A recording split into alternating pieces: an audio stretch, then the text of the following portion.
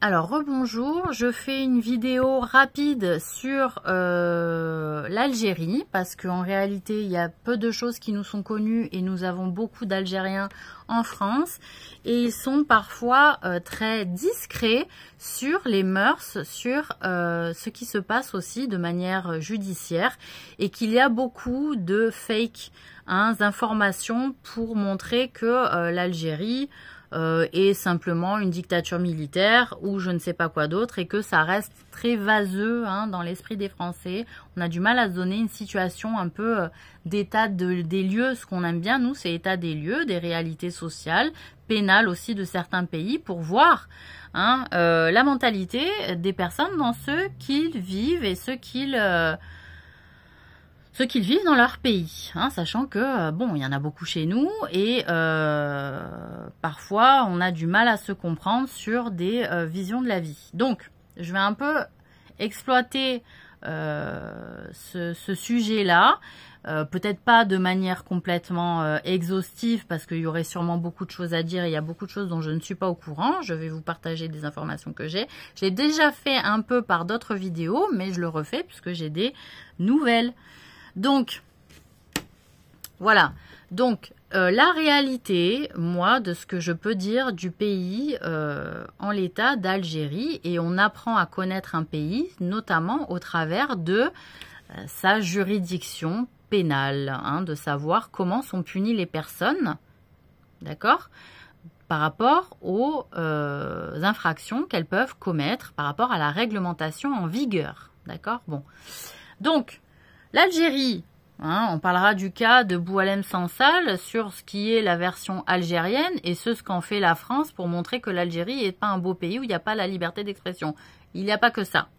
De toute façon, la réalité de ce monsieur, c'est comme nous on le connaît aussi en France, c'est-à-dire qu'il y a des auteurs et des écrivains qui veulent influencer la pensée dans les pays et parfois au détriment du patriotisme de la nation, etc. Donc si on a une tendance patriote, on prendra un peu moins le parti de Boualem Sansal. Si on prend pas, si on est un peu plus international, voilà, où on dit il n'y aura plus aucun territoire défini et tout le monde sera mélangé partout, n'importe comment pareil.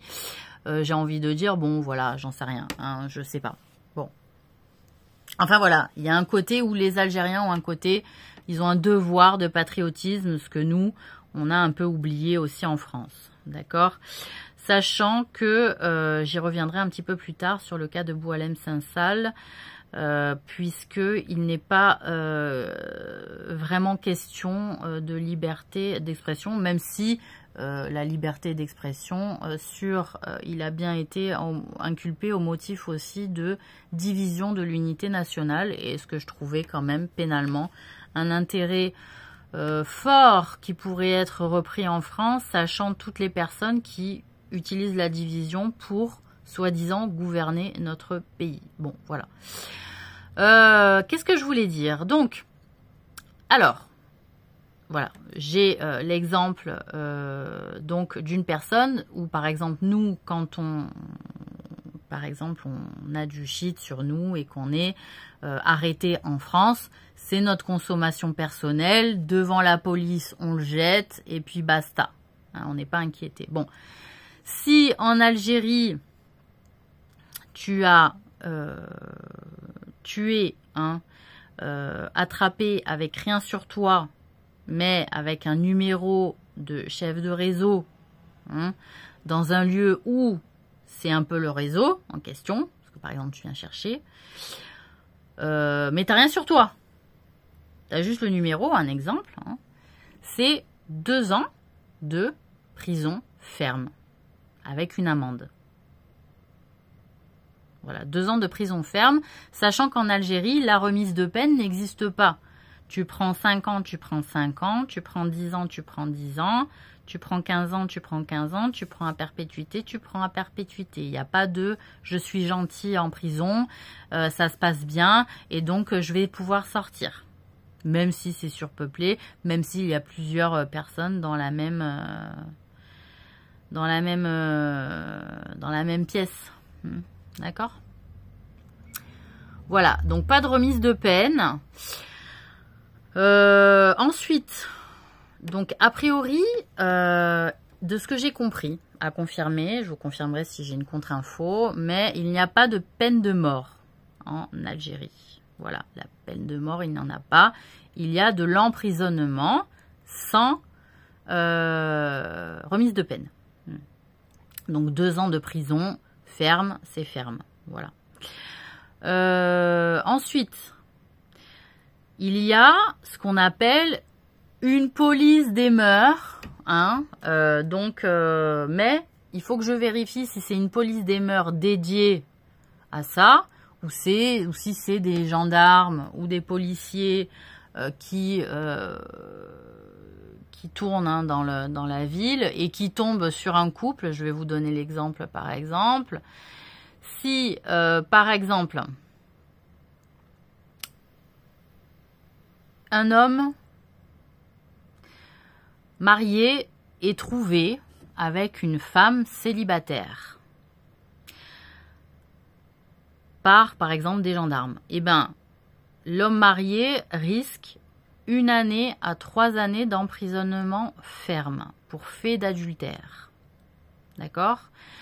C'est-à-dire que ils ont gardé dans la législation l'exemple du Coran où l'adultère est un péché grave, mais elle n'est pas punie comme par la flagellation dans d'autres pays ou par la lapidation dans d'autres pays. Ils ont gardé un système judiciaire qui permet de punir l'adultère de manière ferme. Et ils laissent au couple de se donner le pardon ou pas. C'est-à-dire que si l'homme adultère demande le pardon à sa femme et qu'elle lui accorde le pardon, il ne risque en réalité qu'entre 1 et 2 années d'emprisonnement ferme. Si elle ne lui donne pas le pardon, il risque 3 années fermes de prison, donc pour adultère. Sachant que la femme avec qui il a été trouvé célibataire ne risque rien. Voilà, parce que en Algérie, il part du principe que la femme est quand même la naïve dans l'histoire et que l'homme marié sait ce qu'il fait quand il drague une autre femme et que la femme célibataire ne sait pas forcément qu'il est marié. Hein, voyez, donc il peut y avoir du mensonge et même si elle le sait, il peut être en attente d'une 2e ou 3e femme puisque la polygamie est autorisée jusqu'à 4 femmes en Algérie. Hein, voilà.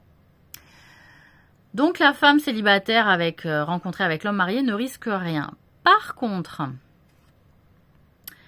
la femme mariée trouvée avec un homme célibataire. Donc la femme mariée trouvée avec un homme célibataire risque de 5 à 10 ans d'emprisonnement. Alors 5 à 10 ans d'emprisonnement, c'est supérieur au mari marié, tout simplement parce que le mari marié, s'il n'y a pas de divorce pour raison d'adultère, doit rentrer plus rapidement à la maison pour reprendre en main le foyer, hein, en allant travailler, puisque c'est dans la loi islamique, c'est l'homme qui doit prendre en charge à 100% la femme, même si elle travaille, hein, même si la femme travaille, c'est l'homme qui doit prendre à charge à 100% le foyer, les enfants, la maison et les frais du foyer. Sachant que dans la loi islamique, la femme ne doit pas, même si elle travaille, et il y en a beaucoup en Algérie de femmes qui travaillent, ne sont pas tenues de participer aux frais du foyer. C'est leur argent. Si elles en ont envie, elles participent. Si elles ne veulent pas, elles veulent garder comme argent de poche pour s'acheter des choses, à elles en ont le droit. Et ceci fait partie de la règle islamique. D'accord? Bon. Donc, la femme adultère risque 5 ans à 10 ans. Donc, 5 ans si le mari ne donne le pardon. S'il donne le pardon, la femme risque à 5 ans d'emprisonnement. S'il ne donne pas le pardon, elle risque jusqu'à 10 ans parce qu'en réalité, le mari étant toujours à l'extérieur, il y a une confiance plus large de la part du mari à ne pas faire d'adultère alors que le mari prend soin du foyer, hein, et s'acharne à entretenir le foyer, et que la femme profite dans le dos du mari, malgré les efforts faits du mari, se trouve en compagnie d'un homme célibataire, en réalité, elle risque plus. Voilà, elle risque plus. Sachant que l'énergie que passe la femme à s'occuper du foyer est considérée comme une participation directe aux charges du foyer, hein, et que effectivement c'est en ce sens que le salaire, si elle travaille à l'extérieur, lui revient et elle en fait ce qu'elle veut, hein, voilà. Donc la femme risque plus pour cette raison. Hein, que l'homme œuvre beaucoup pour l'entretien du foyer et que elle, si elle reste d'autant à la maison ou si elle travaille, parce qu'elle a le choix de ne pas travailler ou de travailler en réalité, et ben c'est, on va dire, dans le comportement, en fait, ils ont induit le fait que la femme est plus trahissante et plus traîtresse si elle trahit l'homme par l'adultère, sachant qu'elle est largement prise en charge en réalité et qu'elle a seulement le choix de travailler ou pas, hein, et de participer ou pas. Voilà, l'homme avec qui elle est trouvée, l'homme célibataire risque 1 année à 3 ans d'emprisonnement aussi. C'est-à-dire que, à l'inverse, dans la situation où c'est le mari marié et la femme célibataire ne risque rien parce que c'est une femme et donc on part du principe qu'elle est naïve et qu'elle se fait manipuler par l'homme. Et l'homme célibataire trouvé avec une femme mariée, on part quand même du principe que la femme adultère, elle est quand même naïve et qu'elle a été aussi induite par malheureusement manipulée un petit peu par la séduction de cet homme célibataire. Et donc, de fait, il est vu comme responsable au regard de l'Algérie et donc est potentiellement puni d'emprisonnement de 1 à 3 années pour fait donc d'adultère, sachant que les femmes en Algérie, je l'ai déjà raconté, ont le droit de travailler largement, qu'elles sont prises en charge par la famille largement dans les études, elles font toutes beaucoup de hautes études. Ça, j'en avais déjà parlé. Il y a des femmes militaires, il y a des femmes gendarmes, il y a des femmes policières, il y a des femmes infirmières, il y a des femmes dans toutes les administrations. Il y a des femmes, pas beaucoup dans les restaurants, pas vraiment dans les cafés, dans les boulangeries, dans les pâtisseries, oui. Il peut. Et puis, il y a donc des cafés qui sont non mixtes en Algérie et il y a des cafés qui sont mixtes, qui sont dédiés au couple, à la famille, pour se retrouver, manger un morceau en famille ou en couple. Qu'est-ce qu'il y a d'autre? Donc, voilà, globalement. L'effet d'emprisonnement sont rapides. La justice ne traîne pas en longueur. Ça prend quelques mois maximum, mais pas réellement des années comme nous, on peut le connaître en France, de ce que j'ai noté. Voilà. Il y a aussi, comment on appelle ça? C'est-à-dire dans le cadre de la polygamie, par exemple, si l'homme marié est trouvé avec une femme célibataire et que la femme mariée, parce que par exemple l'homme marié dit non mais je cherche une seconde femme, sauf que si la femme mariée n'était pas au courant qu'il cherchait une seconde femme, il est emprisonné.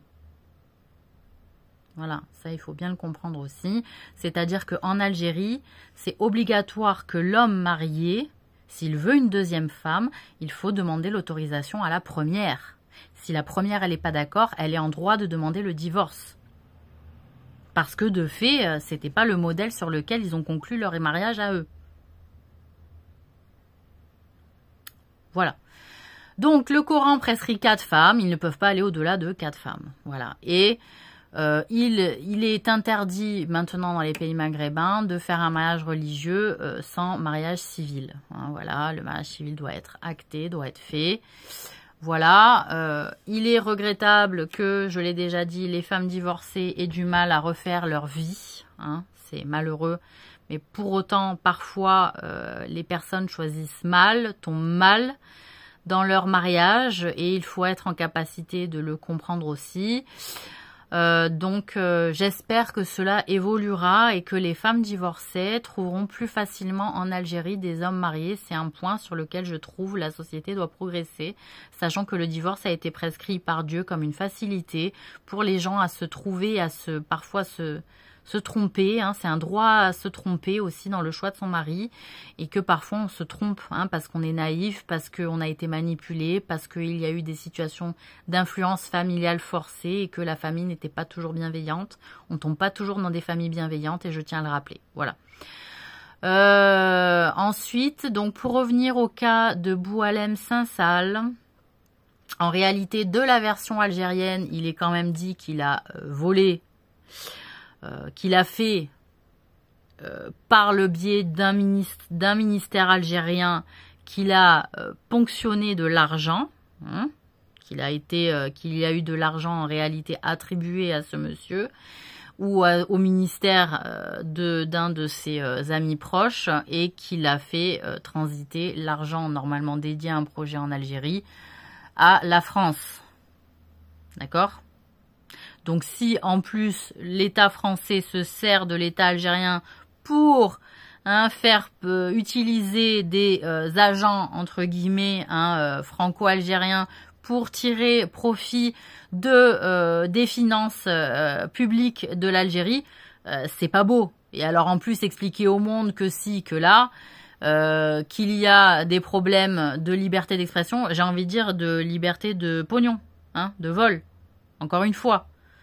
Sachant que la guerre franco-algérienne, elle a débuté au 19e siècle et qu'en réalité, c'était par le fait d'un non-honneur, hein, le fait de ne pas avoir honoré la promesse de régler la somme au sultan de l'époque, hein, voilà, et par un fait français. Donc, j'ai envie de dire, la France, ça suffit. Ça suffit de prendre en étau et de se servir dans les caisses d'autres, même si peut-être, nous aussi, on se fait piller par d'autres pays, il faut bien le signaler aussi, hein, que peut-être le monde marche comme ça, il faudrait peut-être que ça s'arrête, et ou l'expliquer aux gens, en tout cas, hein, qu'en fait, on se pille d'État à État pour avoir de l'argent aussi, peut-être qu'il faut l'expliquer au monde. Voilà, et que de fait, hein, ce monsieur, hein, a priori, le président Tebboune a appelé notre président Macron en disant si Boualem Sansal rentre sur le territoire, s'il prend le passeport français, je le toucherai pas, mais s'il prend le passeport algérien, j'y touche. Hein, donc en plus, il a été réglo à ce niveau-là, en disant bon, vos petits jeux là de français, de trucs de machin, franco-algérien, ça commence à lourder. Un coup je prends mon passeport machin, un coup je prends mon passeport truc. Il a pris son passeport algérien, donc il s'est fait arrêter, voilà, il est passé en jugement, point barre. Donc je sais pas de quoi on parle encore dans les médias ou dans les journaux pour faire passer ci, pour faire passer là. Bon, enfin bref. Bon, voilà. Donc c'est vrai que en Algérie ça ne rigole pas. Hein. Tu te trouves avec un bout de shit sur toi. Alors que quand t'es étranger, bon t'es étranger, hein, j'ai envie de dire, t'es expatrié, mais t'es algérien, tu connais la règle, ils sont comme ça. Voilà, tu fumes pas, tu bois pas. Il n'y a pas de j'achète de l'alcool et je le prends la voiture pour aller je sais pas où ailleurs. Non, ça marche pas comme ça. Je dis pas que tout va bien dans le pays, c'est pas ce que je dis. Les gens ont besoin de modernisme. En réalité, c'est pas vraiment les règles strictes. En réalité, c'est l'enrichissement et l'incapacité et la difficulté à créer des entreprises pour des Algériens. Parce que les financements, voilà, le dinar, il est ce qu'il est. Et qu'on entretient aussi un niveau de vie bas là-bas. Voilà, donc si j'ai des nouvelles et que si j'ai des aspects plus critiques à dévoiler, de toute façon je ne cache rien, je le ferai. Mais c'est vrai qu'au moins les choses sont dites, sont claires, tu sais ce que tu as à faire. Voilà, et je pense qu'il y a beaucoup de Français aussi qui aimeraient que la France soit un peu plus comme ça, comme c'était un peu plus dans certaines époques aussi avant, hein, il y a peut-être encore 50, 60 ans, dans notre France où les gens quand même du coup étaient poussés à être plus droits les uns envers les autres. Hein, voilà. Une bonne journée, une bonne semaine. Je ne sais pas si j'en ferai d'autres des vidéos, mais enfin voilà.